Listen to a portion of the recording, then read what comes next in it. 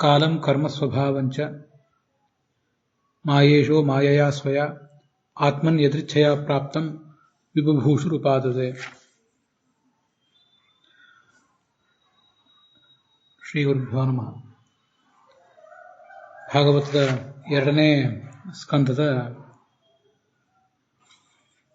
31ನೇ ಶ್ಲೋಕ, 5ನೇ ಅಧ್ಯಾಯದ್ದು ಅದನ್ನು ನಾವು ನೋಡಬೇಕಾಗಿದೆ. ಭಗವಂತ ಹೇಗೆ ಸೃಷ್ಟಿಯನ್ನು ಮಾಡಿದ ಅನ್ನುವುದರ ವರ್ಣನ ಇಲ್ಲಿ ನಾವು ನೋಡ್ತಾ ಇರುವಂಥದ್ದು. 30ನೇ ಶ್ಲೋಕದಲ್ಲಿ ಯಾವ್ಯಾವ ದೇವತೆಗಳು ಯಾವುದ್ಯಾವುದಕ್ಕೆ ಅಭಿಮಾನಿಗಳಾಗಿದ್ದಾರೆ ಅನ್ನೋದನ್ನು ನೋಡಿದ್ದೇವೆ. ತೈಜಸಾತ್ತು ವಿಕುರ್ವಾಣಾತ್ ಇಂದ್ರಿಯಾಣಿ ದಶಾಭವನ್ ಜ್ಞಾನಶಕ್ತಿ, ಕ್ರಿಯಾಶಕ್ತಿ, ಬುದ್ಧಿ, ಪ್ರಾಣಶ್ಚ ತೈಜಸವು ಅಂತ ಇದು 31ನೇ ಶ್ಲೋಕ ಇವತ್ತು ನಾವು ನೋಡಬೇಕಾದದ್ದು. ಈ ತೈಜಸ ಅಹಂಕಾರ ಪರಿಣಾಮ ಹೊಂದಿ 10 ಇಂದ್ರಿಯಗಳನ್ನು ಹುಟ್ಟಿಸಿತು. ಅದು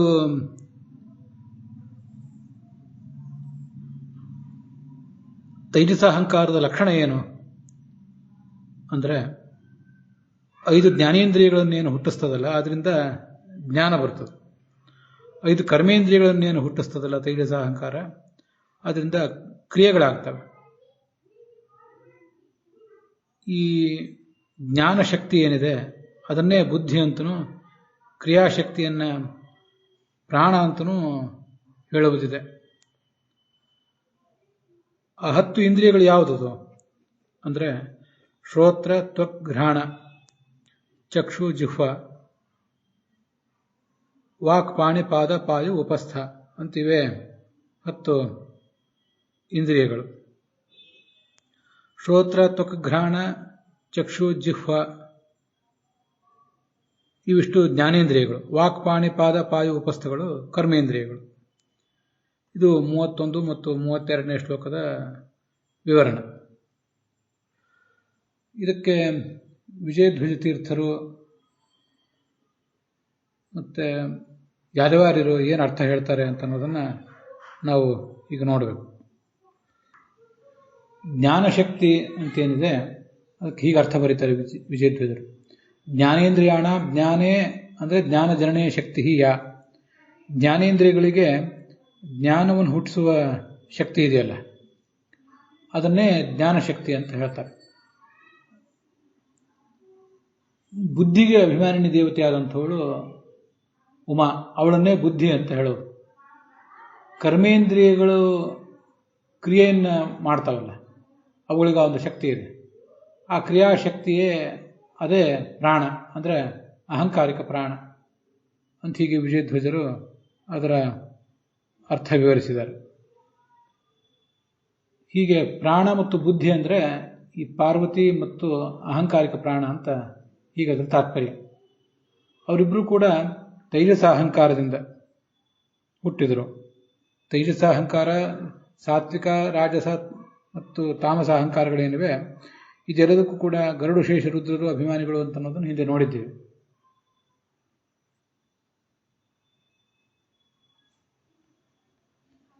ಈ ಪಾರ್ವತಿ ಮತ್ತು ಅಹಂ ಪ್ರಾಣ ಇವರಿಬ್ಬರ ಅನುಗ್ರಹದಿಂದಲೇ ಉಳಿದೆಲ್ಲ ಈ ಕರ್ಮಾಭಿಮಾನಿ ದೇವತೆಗಳು ಮತ್ತು ಜ್ಞಾನಾಭಿಮಾನಿ ದೇವತೆಗಳು ಅವರಿಗೆ ಎಲ್ಲ ಶಕ್ತಿಯೂ ಕೂಡ ಬರೋದು ಅಂತ ಅದರ ತಾತ್ಪರ್ಯ.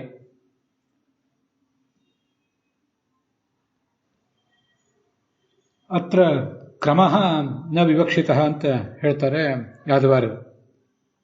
ಯಾವ್ಯಾವ ಇಂದ್ರಿಯಗಳು ಯಾವ ಜ್ಯೇಷ್ಠ ಯಾವುದು, ಅದರಲ್ಲಿ ಕನಿಷ್ಠ ಇಂದ್ರಿಯ ಯಾವುದು ಅಂತ ಹೇಳುವುದು ಇಲ್ಲಿ ಉದ್ದೇಶ ಏನಲ್ಲ. ಹಾಗಾದರೆ ಈ ಶ್ಲೋಕದಲ್ಲಿ 32ನೇ ಶ್ಲೋಕದಲ್ಲಿ ಯಾಕೆ ಆ ಕ್ರಮವನ್ನು ಅನುಸರಿಸಿದ್ದಾರೆ? ಅದಕ್ಕೊಂದು ಏನಾದರೂ ಉದ್ದೇಶ ಇದ್ದಿರಬೇಕು. ಅದು ನಮಗೇನೂ ಗೊತ್ತಾಗೋದಿಲ್ಲ. ಅಂತೂ ಅದರಲ್ಲಿ ಜ್ಯೇಷ್ಠರು ಯಾರು, ಕನಿಷ್ಠರು ಯಾವುದು ಅನ್ನುವುದನ್ನು ಅವರೇನು ಹೇಳಲಿಕ್ಕೆ ಹೊರಟಿಲ್ಲ ಅನ್ನೋದನ್ನು ನಾವು ತಿಳಿದಿದ್ರೆ ಸಾಕು. ಈ ಪ್ರಸಂಗದಲ್ಲಿ ಕೊನೆಗೆ ಮಿತ್ರನ ಬಗ್ಗೆ, ಕೊನೆಗೆ ಯಮನ ಬಗ್ಗೆ ವರ್ಣನೆ ಇದೆ. ಪಾಯು ಅಂತಿದೆ. ಆ ಪಾಯುವಿಗೆ ಯಮನೂ ಹೌದು, ಮಿತ್ರನೂ ಹೌದು. ಮೊದಲು ಬಂದದ್ದು ಶ್ರೋತ್ರ ಅಂತ, ಆಮೇಲೆ ತ್ವಕ್, ಘ್ರಾಣ ಹೀಗೆಲ್ಲ ಇದೆ. ಜಿಹ್ವಾ ಅಂತಿದೆ. ಯಮ 12ನೇ ಕಕ್ಷಾದಲ್ಲಿದ್ದಾನೆ. ಮತ್ತೆ ಈ ಮಿತ್ರ, ಅಶ್ವಿನಿ ದೇವತೆಗಳು ಇವರೆಲ್ಲ ಮುಂದಿನ ಕಕ್ಷಾದಲ್ಲಿದ್ದಾರೆ. 17ನೇ ಕಕ್ಷಾದಲ್ಲಿ ಮಿತ್ರ, ನಿರತಿ, 18ನೇ ಕಕ್ಷಾದಲ್ಲಿ ಅಶ್ವಿನಿ ದೇವತೆಗಳು ಹೀಗೆಲ್ಲ ಇದ್ದಾರೆ. ಅದರಿಂದ ಜ್ಯೇಷ್ಠರು ಕನಿಷ್ಠರು ಅನ್ನೋ ಕ್ರಮವನ್ನು ಹೇಳುವುದೇನು ಇಲ್ಲಿನ ಉದ್ದೇಶ ಅಲ್ಲ ಅನ್ನೋದನ್ನ ನಾವು ಸ್ಪಷ್ಟಪಡಿಸ್ಕೊಂಡ್ರೆ ಆಯಿತು.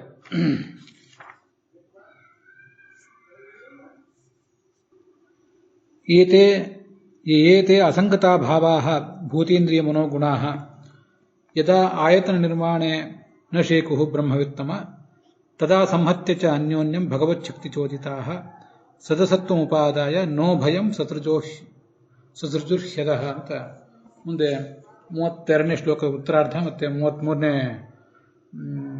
ಶ್ಲೋಕ. ಇಲ್ಲಿ ಈ 24 ತತ್ವಗಳೇನಿವೆ, ಮಹತ್ತತ್ವ, ಅಹಂಕಾರ ತತ್ವ, ಇವಿಷ್ಟು ಒಟ್ಟು 24 ತತ್ವಗಳು. ಈ 24 ತತ್ವಗಳು ಎಲ್ಲವೂ ಸೇರಿದರೂ ಕೂಡ ಬ್ರಹ್ಮಾಂಡವನ್ನು ಸೃಷ್ಟಿ ಮಾಡಲಿಕ್ಕೆ ಅವುಗಳಿಗೆ ಸಾಮರ್ಥ್ಯ ಸಾಲದಾಯಿತು. ಪ್ರಕೃತಿ, ಮಹತ್ತತ್ವ, ಅಹಂಕಾರ ತತ್ವ, ಶಬ್ದ, ಸ್ಪರ್ಶ, ರೂಪ, ರಸ, ಗಂಧ ಮೊದಲ 5 ತನ್ಮಾತ್ರಗಳು, ಮತ್ತೆ 5 ಮಹಾಭೂತಗಳು 10 ಆದವು, 5 ಕರ್ಮೇಂದ್ರಿಯ, 5 ಜ್ಞಾನೇಂದ್ರಿಯ 20 ಆದವು, ಅಹಂಕಾರ, ಮಹತ್ತತ್ವ ಮತ್ತು ಮನಸ್ಸು ಇವಿಷ್ಟು ಸೇರಿದ 23 ಆಗ್ತವೆ. ಪ್ರಕೃತಿಯೊಂದನ್ನು ಸೇರಿಸಿದರೆ 24. 5ರ ಗುಂಪು 4, 5 ಜ್ಞಾನೇಂದ್ರಿಯ, 5 ಕರ್ಮೇಂದ್ರಿಯ 10 ಆದವು, 5 ತನ್ಮಾತ್ರಗಳು, 5 ಮಹಾಭೂತಗಳು 20 ಆದವು, ಮತ್ತೆ ಮನಸ್ಸೊಂದು 21, ಪ್ರಕೃತಿ, ಮಹತ್ತತ್ವ, ಅಹಂಕಾರ ತತ್ವ 24 ಆದವು. ಇವಕ್ಕೆಲ್ಲದಕ್ಕೂ ಕೂಡ ಸೇರಿದ್ರೂ ಬ್ರಹ್ಮಾಂಡವನ್ನ ಸೃಷ್ಟಿಸುವುದು ಆಗಲಿಲ್ಲ ಅಂತ.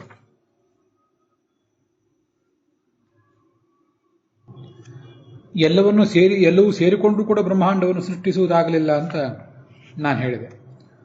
ಅಲ್ಲಿ ಶ್ಲೋಕದಲ್ಲಿರುವುದು ಯಜೇತೆ ಅಸಂಗತಾಃ, ಅಸಂಗತಾಃ ಅಂದರೆ ಅಸಂಶ್ಲಿಷ್ಟಾಃ, ಪ್ರತ್ಯೇಕವಾಗಿ ಅವುಗಳಿಗೆ ಸೃಷ್ಟಿ ಮಾಡಲಿಕ್ಕಾಗಲಿಲ್ಲ. ಪ್ರತ್ಯೇಕವಾಗಿ ಸೃಷ್ಟಿ ಮಾಡಲಿಕ್ಕಾಗದೇ ಇದ್ದಾಗ ಮುಂದೆ ಭಗವಂತ ಅವುಗಳಿಗೆ ಸೃಷ್ಟಿ ಹೇಗೆ ಮಾಡಬೇಕು ಅನ್ನೋದನ್ನು ತಾನು ತೋರಿಸಿಕೊಟ್ಟ. ನಾನು ಒಟ್ಟಿಗೆ ಸೇರಿಸಿಕೊಂಡ್ರೂ ಕೂಡ ಅವುಗಳಿಗೆ ಸೃಷ್ಟಿ ಮಾಡಲಿಕ್ಕಾಗಲಿಲ್ಲ ಬ್ರಹ್ಮಾಂಡವನ್ನ ಅಂತ ಯಾಕೆ ಹೇಳಿದೆ ಅಂದರೆ, ಅವೆಲ್ಲವೂ ಒಂದ್ರ ಜೊತೆಗೆ ಒಂದು ಸೇರಿಕೊಂಡವು ಅಂತ ತಾತ್ಪರ್ಯ ಅಲ್ಲ. ಅವೆಲ್ಲವೂ ಬಂದವು, ಎಲ್ಲವೂ ಪ್ರಯತ್ನ ಪಟ್ಟವು, ಆದರೂ ಅವುಗಳಿಗೆ ಆಗಲಿಲ್ಲ ಅಂತ ಹೀಗೆ ಅವುಗಳ ತಾತ್ಪರ್ಯ. ತದಾ ಭಗವತ್ ಶಕ್ತಿ ಚೋದಿತಾ, ಭಗವಂತನ ಶಕ್ತಿ ಅಲ್ಲಿ ಒಳಗೆ ತುಂಬಿಕೊಂಡಿತ್ತು. ಮುಂದೆ ಈ ಬ್ರಹ್ಮಾಂಡವನ್ನು ಅವು ಸೃಷ್ಟಿಸಿದವು ಅಂತ ಅದರ ವಿವರ. ಆಯತನ ನಿರ್ಮಾಣ ಅಂತಿದೆ. ಆಯತನ ಅಂದರೆ ಬ್ರಹ್ಮಾಂಡ ಅಂತ ಅದರ ತಾತ್ಪರ್ಯ. ತದಾ ಭಗವಂತಂ ಅಭಿಷೂಯ ಶರಣಂ ಗತಾಹ, ವಿಜಯಧ್ವಜರು ಹೇಳ್ತಾರೆ. ಅವರೆಲ್ಲರೂ ಕೂಡ ಭಗವಂತನಿಗೆ ಶರಣ ಹೋದರು. ಶರಣ ಹೋದ ಮೇಲೆ ಆ ದೇವತೆಗಳ ಸ್ತೋತ್ರವನ್ನು ಕೇಳಿ ಈ ಭಗವಂತ ತಾನು ಚೇಷ್ಟಕನಾಗಿ ಅವುಗಳೊಳಗೆ ಪ್ರವೇಶ ಮಾಡಿದ.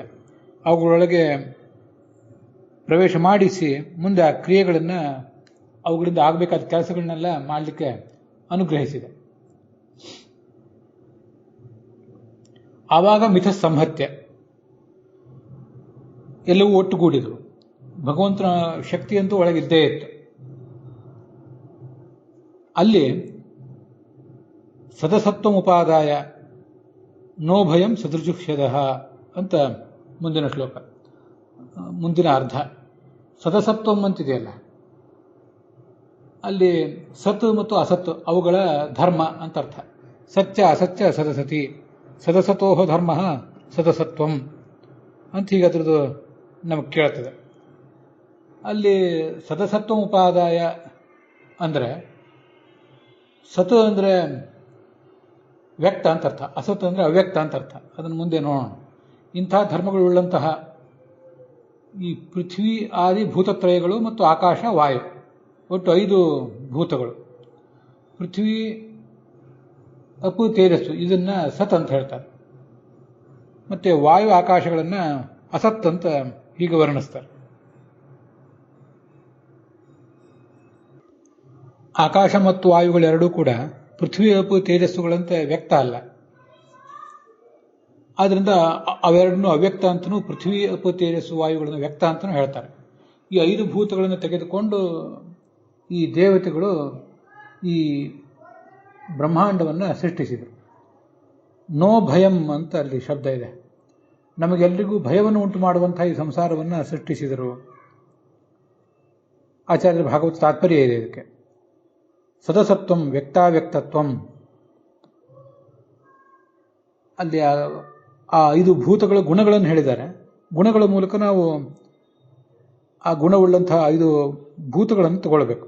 ಧರ್ಮ ಪ್ರಧಾನವಾದ ನಿರ್ದೇಶ ಅದು. ಅಂತೂ ಗುಣವನ್ನು ಹೇಳಿದ್ರಿಂದ ಗುಣಿಯನ್ನು ತಗೊಳ್ಳುವುದೇ ಅದರ ತಾತ್ಪರ್ಯ. ನಹ ಭಯಂ, ನಮಗೆ ಸಂಸಾರಿಗಳಾದ ಜೀವರಿಗೆ ಭಯಕ್ಕೆ ಕಾರಣವಾದ್ದು ಈ ಬ್ರಹ್ಮಾಂಡ. ಬ್ರಹ್ಮಾಂಡಂ ಹಿ ವದಂತೀತಿ ಜೀವಾನಾಂ ಭಯಕಾರಣಂ. ಅದು ಸ್ವಚ್ಛ ಪಾಠದ ದೃಷ್ಟಿಯಿಂದ ಬ್ರಹ್ಮಾಂಡಂ ಹಿ ವದಂತಿ ಜೀವಾನಾಂ ಭಯಕಾರಣಂ ಅಂತಂತ ಗೋವಿಂದಾಚಾರ್ಯ ಹೇಳಿದ್ದಾರೆ. ನನಗೂ ಕೂಡ ಅದೇ ಸರಿಯಾಗಿ ಕಾಣಿಸ್ತದೆ. ಬ್ರಹ್ಮಾಂಡಂ ಹಿ ವದಂತೀತಿ, ವದಂತಿ ಆದ್ಮೇಲೆ ಒಂದು ಇತಿ ಅಂತ ಏನಿದೆ, ಅದು ಪ್ರಾಯ ಯಾವುದೋ ಒಂದು ಶ್ಲೋಕ ಅಂತ ಯಾರೋ ತಿಳಿದು ಇತಿ ಅಂತ ಸೇರಿಸಿದಂತೆ ಕಾಣಿಸ್ತದೆ. ಬ್ರಹ್ಮಾಂಡಂ ಹಿ ವದಂತಿ ಇತಿ ಜೀವಾನಾಂ ಭಯಕಾರಣಂ ಅಂತ ಒಂದು ಅನುಷ್ಠುಪ್ ಶ್ಲೋಕ ಆಗ್ತದೆ ಇತಿ ಅಂತಿದ್ರೆ. ಆದರೆ ಅದು ಯಾವುದೇ ಹಾಗೊಂದು ಅನುಷ್ಠುಪ್ ಶ್ಲೋಕ ಅಲ್ಲ. ಅದು ಆಚಾರ್ಯರು ಅದನ್ನ ಯಾವುದೋ ಗ್ರಂಥದಿಂದ ಕೋಟ್ ಮಾಡಿರುವಂಥದ್ದಲ್ಲ. ಯಾವುದೋ ಗ್ರಂಥದಿಂದ ಕೋಟ್ ಮಾಡಿದ್ದಾಗಿದ್ರೆ ಅದೊಂದು ಶ್ಲೋಕ ಆಗಿರ್ತಿತ್ತು. ಹಾಗಲ್ಲ ಅದು. ವಿಜಯಧ್ವಜರ ಪಾಠದಲ್ಲಿ ಕೂಡ ಬ್ರಹ್ಮಾಂಡಂ ಹಿ ವದಂತಿ ಅಂತ ಇಷ್ಟು ಮಾತ್ರ ಇದೆ. ಅದರಿಂದ ಇತಿ ಅಂತ ಅನ್ನೋದು ಬೇಡ ಅಂತಲೇ ನನ್ನ ಅಭಿಪ್ರಾಯ ಕೂಡ ಆಗಿದೆ. ನೋ ಭಯಂ ಅಂತ ಶಬ್ದ ಇದೆಯಲ್ಲ, ಅಲ್ಲಿ ನಹ ಭಯಂ, ನಮಗೆ ಭಯಕ್ಕೆ ಕಾರಣವಾದ್ದು ಅಂತ ಅದರ ತಾತ್ಪರ್ಯ. ಭಯ ಅಂದರೆ ಭಯಕ್ಕೆ ಕಾರಣ ಅಂತ ಅರ್ಥ ಗ್ರಹಿಸಬೇಕು, ಅದು ಸರಿ. ಆದರೆ ಕೆಲವು ಕಡೆ ನೋ ಭಯಂ ಅಂತ ನ ಉಭಯಂ ಅನ್ನುವ ಅರ್ಥದಲ್ಲಿ ಪ್ರಯೋಗ ಮಾಡಿದ್ದಾರೆ. ಆದರೂ ಎರಡೂ ಅಲ್ಲದೇ ಇದ್ದದ್ದು. ಎರಡೂ ಅಲ್ಲದೇ ಇದ್ದದ್ದು ಯಾವುದು ಅಂದರೆ, ಈ ಪ್ರಪಂಚ ಸತ್ಯವೂ ಅಲ್ಲ ಅಸತ್ಯವೂ ಅಲ್ಲ, ಅನಿರ್ವಚನೀಯ, ಮಿಥ್ಯಾ ಅಂತ ಒಂದು ಅರ್ಥ ಕೆಲವರು ಹೇಳ್ತಾರೆ. ಶ್ರೀಧರರ ವ್ಯಾಖ್ಯಾನದಲ್ಲಿ ಚ ಉಭಯಂ ಅನ್ನೋ ಪಾಠ ಇದೆ. ಸಮಷ್ಟಿ ವ್ಯಷ್ಟಿ ಅಂತ 2 ಬಗೆಯ ಶರೀರ ಅಂತ ಅವರು ಅರ್ಥ ಇಟ್ಕೊಂಡಿದ್ದಾರೆ.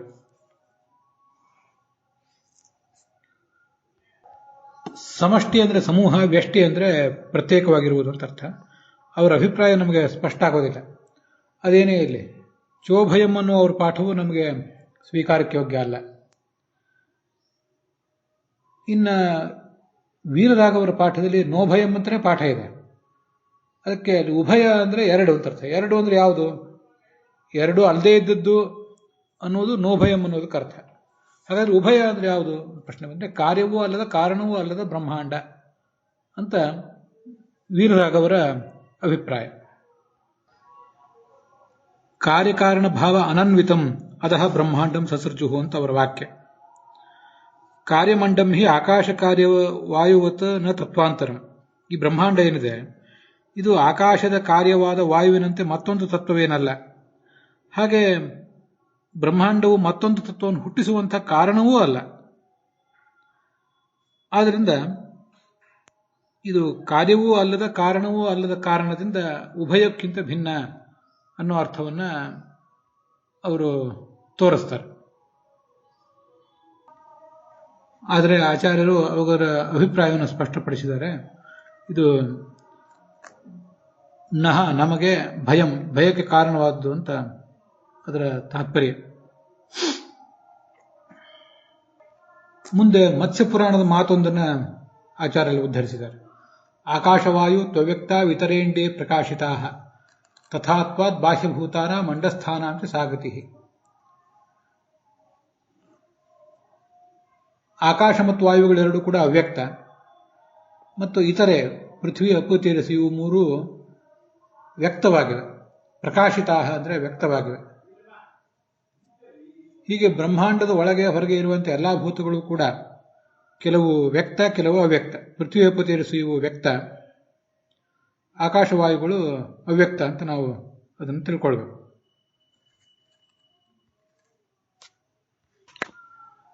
ವರ್ಷ ಪೂಗ ಸಹಸ್ರಾಂತೆ ಅಂತ ಮುಂದೆ 34ನೇ ಶ್ಲೋಕ. ಒಂದು 1000 ವರ್ಷಗಳ ಕಾಲ ಆ ಭಗವಂತ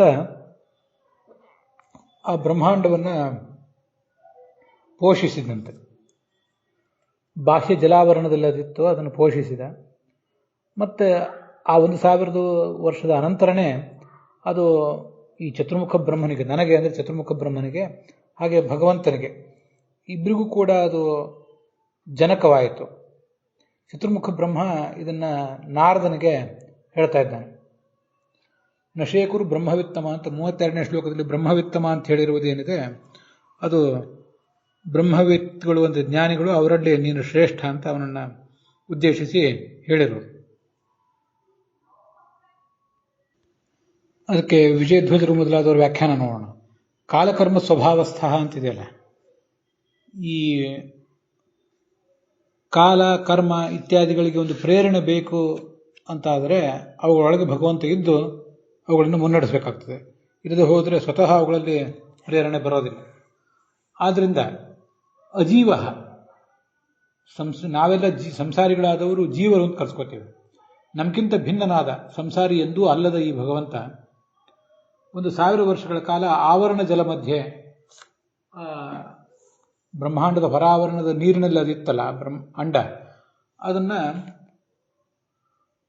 ಈ ಎಲ್ಲ ತತ್ವಗಳ ಜೊತೆಗೇನೆ ಪ್ರವೇಶ ಮಾಡಿದ. ಮುಂದೆ ಆ ಬ್ರಹ್ಮಾಂಡವೇ ಭಗವಂತನ ಅಭಿವ್ಯಕ್ತಿಗೂ ಕಾರಣ ಆಗಬೇಕಾಗಿತ್ತು. ತಥಾ ಪರಿಬ್ರಹ್ಮ್ಯ, ಆ ಥರ ಅದನ್ನು ಬೆಳೆಸಿ ಅಲ್ಲಿ ತಾನು ವ್ಯಕ್ತನಾದ. ತತ್ ಆತ್ಮಾನಂ ಅಜೀಜನತ್, ತನ್ನನ್ನು ತಾನು ವ್ಯಕ್ತ ಮಾಡಿಕೊಂಡ, ಅದು ತಾತ್ಪರ್ಯ.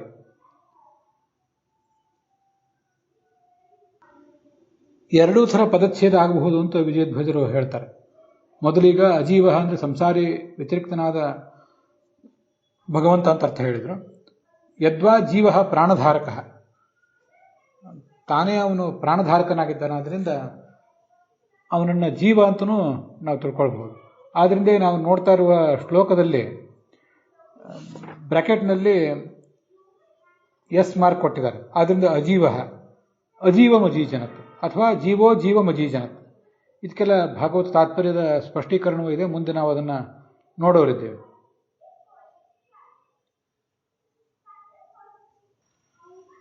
ಈ 34ನೇ ಶ್ಲೋಕದಲ್ಲಿ ಅಜೀಜನತ್ ಅಂದರೆ ಹುಟ್ಟಿಸಿದ, ತಾನು ವ್ಯಕ್ತನಾದ ಅಂತ ನಾವು ಇಟ್ಕೊಂಡಿದ್ದೇವಲ್ಲ.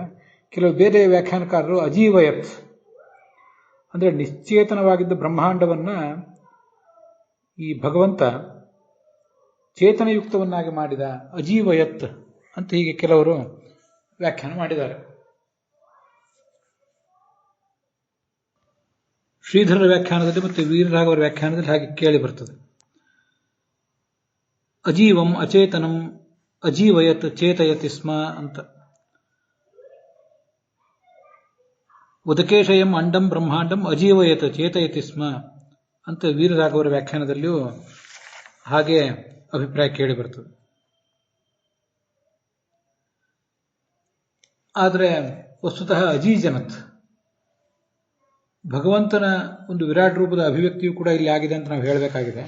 ಆದ್ದರಿಂದ ಅಜೀವಯತ್ ಅಂತ, ಅಜೀಜನತ್ ತಾನು ವ್ಯಕ್ತನಾದ ಅಂತ ಹೇಳಬೇಕು.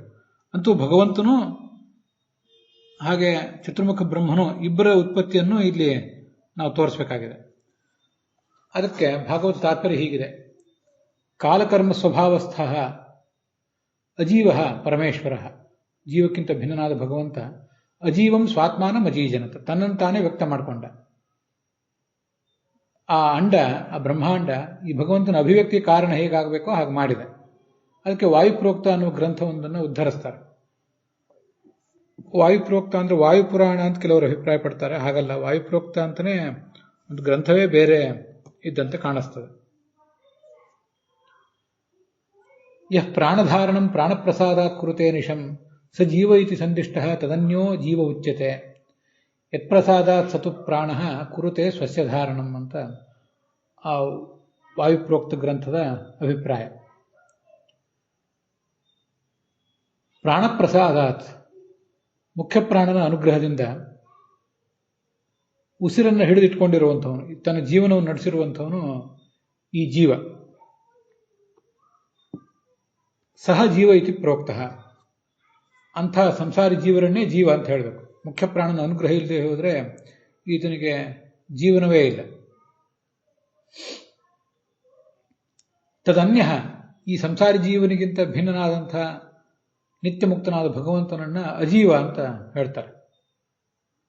ಯತ್ಪ್ರಸಾದ ಸತುಪ್ರಾಣ ಕುರುತೆ ಸ್ವಸ್ಯ ಧಾರಣಂ, ಆ ಭಗವಂತನ ಅನುಗ್ರಹದಿಂದ ಮುಖ್ಯ ಪ್ರಾಣನು ಕೂಡ ತಾನು ಬದುಕಿರ್ತಾನೆ, ತನ್ನ ವ್ಯಕ್ತಿತ್ವವನ್ನು ಧರಿಸಿಕೊಂಡಿದ್ದಾನೆ. ದೇಹ ಧಾರಣಂ ಸ್ವಸ್ಯ ಧಾರಣಂ ಅಂತಿದೆ. ಮುಖ್ಯ ಪ್ರಾಣ ಬದುಕಿರುವುದು ಭಗವಂತನ ಅನುಗ್ರಹದಿಂದಲೇ. ಮತ್ತೆ ಆ ಮುಖ್ಯ ಪ್ರಾಣ ತನ್ನ ಅನುಗ್ರಹದಿಂದ ಈ ಎಲ್ಲ ಜೀವರು ಕೂಡ ಬದುಕಿರುವಂತೆ ಮಾಡಿದ್ದಾನೆ. ಇದು ಅದರ ತಾತ್ಪರ್ಯ. ಮುಂದೆ ಬ್ರಹ್ಮಾಂಡ ಪುರಾಣದ ಮಾತಿದೆ. ಕಾಲಕರ್ಮ ಸ್ವಭಾವಸ್ಥ ವಾಸುದೇವ ಪರಃ ಪುಮಾನ್ ಅಕರೋದ್ ಅಂಡ ವೃದ್ಧಮಾತ್ ಅಕರೋತ್ ಅಂಡಮುದ್ವೃದ್ಧಂ ಆತ್ಮಪ್ರಸವ ಕಾರಣಂ ಅಂತ. ಈ ಎಲ್ಲ ಪುರಾಣಗಳ ಮಾತುಗಳನ್ನು ಅವಲಂಬಿಸಿಯೇ ಇಲ್ಲಿ ನಾವು ವ್ಯಾಖ್ಯಾನ ಮಾಡಿರೋದು.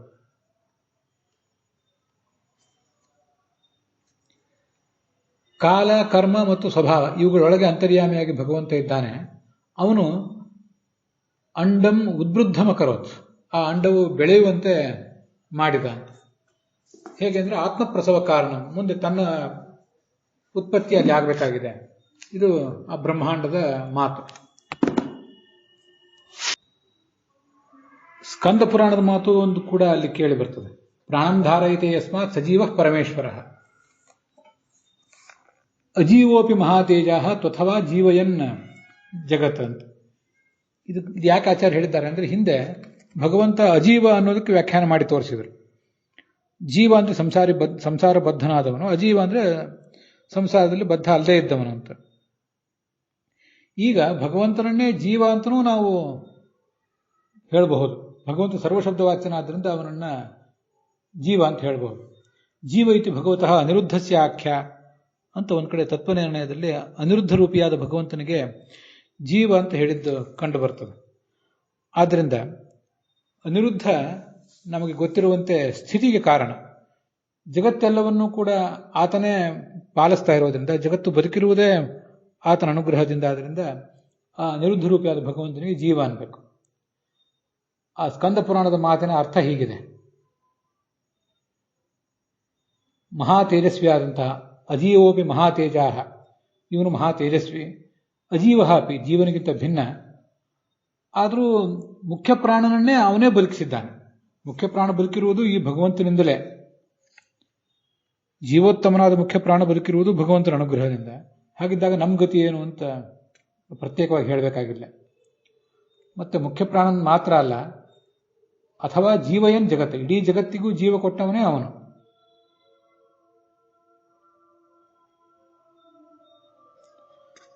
ಹೀಗೆ ಆ ಭಗವಂತನನ್ನ ಅಜೀವ ಅಂತ ಹೇಳುವುದಲ್ಲದೇನೆ ಹಿಂದೆ ಈಗ ಜೀವ ಅಂತ ಹೇಳಿದ್ದಾರೆ. ಅಲ್ಲಿಗೆ 34 ಶ್ಲೋಕಗಳ ವಿವರ ಸಮಾಪ್ತವಾಗಿದೆ. ಈ ಭಾಗವು ಕೂಡ ಇಲ್ಲಿಗೆ ಸಮಾಪ್ತ ಆಗಿದೆ.